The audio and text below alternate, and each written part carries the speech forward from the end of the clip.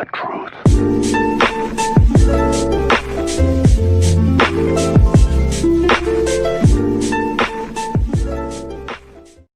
cool was that having Dave Chappelle here?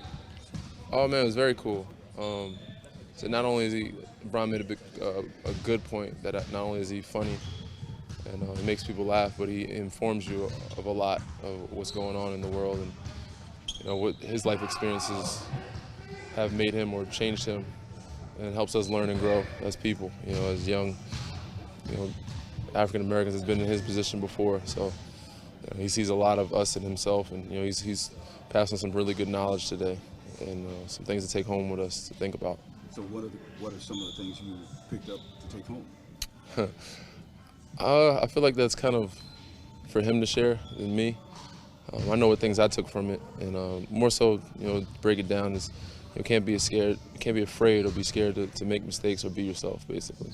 And that's the point where he's at in his life. And he's not really trying to filter anything, and he's at a carefree, and he's more honest with himself than anybody else, and that's where it starts. You still hearing about the dunk? Any texts? I have, and people just think it's easy to do it. You should dunk all the time. As I don't want to mislead anybody, it's not an all the time type of thing. But yeah, I got a lot of love and support from my friends, family, and obviously the fans too. Showed a lot of love, so it was great to see people still rooting for me, and happy to see I'm doing well. As an NBA player, you interact with a lot of celebrities and stuff like that, but is it just a different level with the Lakers? Do you notice that more? For sure. Definitely magnified, multiplied times 10 than anywhere else I've been. With how many fans, celebrities, people around the world just cheering, and it feels like America's team everywhere we go. But also with all the types of celebs that I got a chance to grow up watching, and still a fan of courtside and cheering us on and want to make friends and say hello and speak. It's kind of crazy and very surreal. Is there someone that comes to mind, like that you grew up watching? That All of them. So Will Ferrell's courtside, watched him. Carter Kevin Hart was there. Obviously a lot of artists, Quavo, Offset, Migos, all of them were there.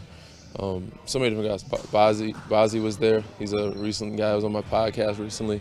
He shows a lot of love. Kobe, of course. I've watched Kobe since I was a youngin'. And to see him courtside cheering us on, clapping for me is kind of crazy to think about. Danny, you just in general surprised 11-2 start.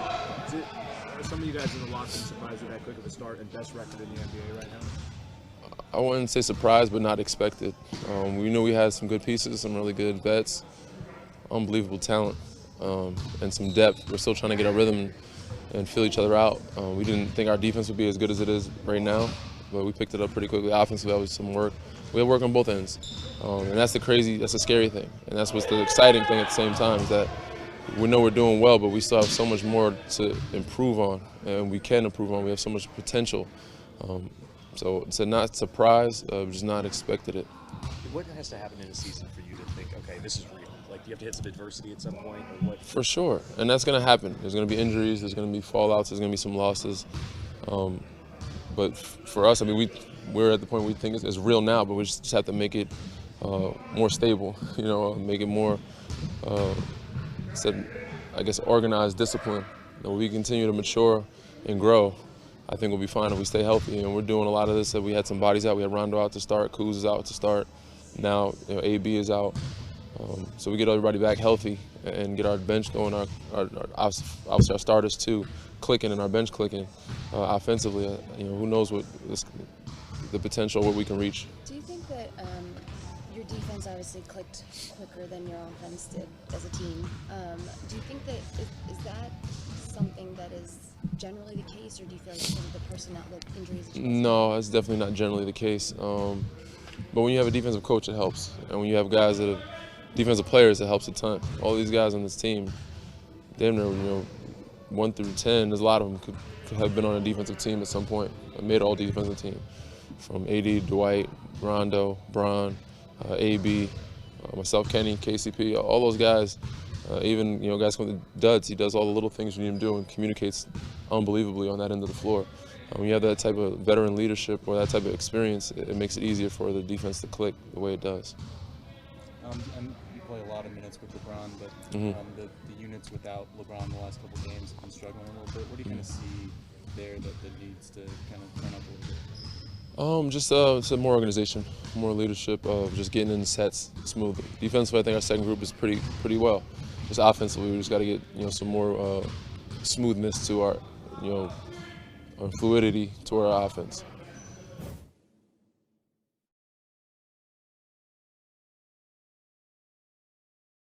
So how surprised were you to see Dave Chappelle here? Wasn't surprised because I already knew he was coming, but I was super excited. I think he's the greatest stand-up comedian, whatever you want to call him, of all time. Just because of, yeah, he's funny, like his deliveries are good, but how he mixes in like current events and things that really make you think about what's going on in society, and to make it funny too.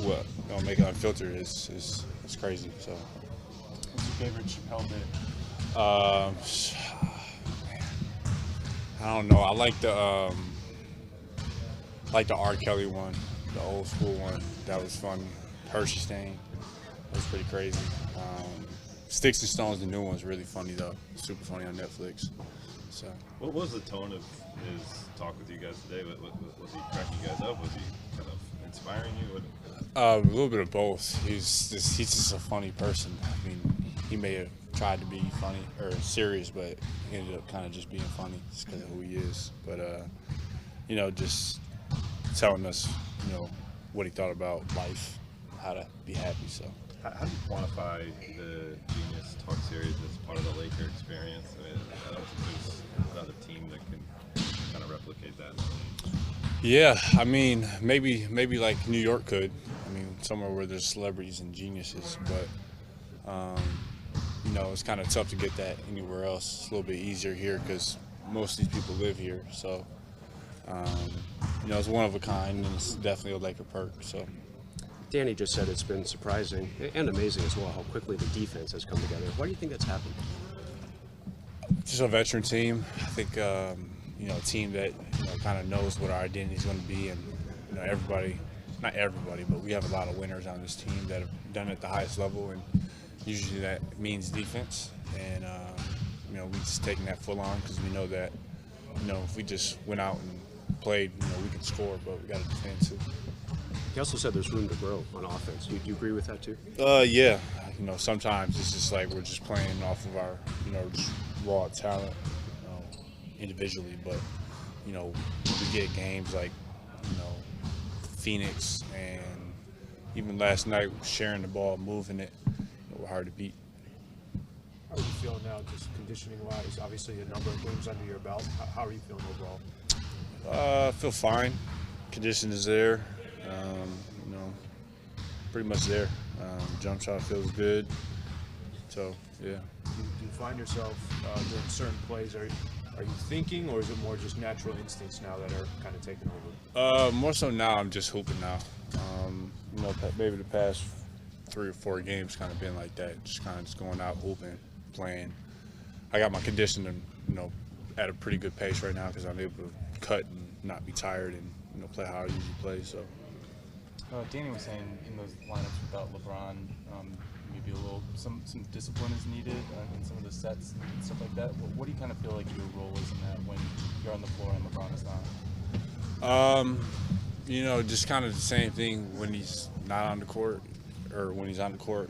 Just same thing, cutting, running, shooting open shots, trying to play make, and just doing things like that, making the extra pass. It's not a one-man team. We all got to kind of do it collectively. So. You guys have the best record in the league. What would it take for you to believe, though, that you're the best team in the league? I mean, honestly, it feels like we have the best record, but I don't feel like we're the best team just because I know how much room we have to grow. But that sounds weird, being 11-2, but. We have so many mishaps and, things that we want to be excellent on that, we come in every day and just continue to work. And we don't even talk about it, our record or anything, which is, kind of rare. With how quickly the defense has come together, have you guys been able to use more of this practice time to work on offensive stuff? Yeah. I mean, plus we're an older team, so we can't really, practice and get out, play 5-on-5 and all that jazz. So a lot of times we come into practice and it's majorly offensive cleanup stuff, little shell every day, but pretty much offensive stuff because it's what kind of we work on right now. So.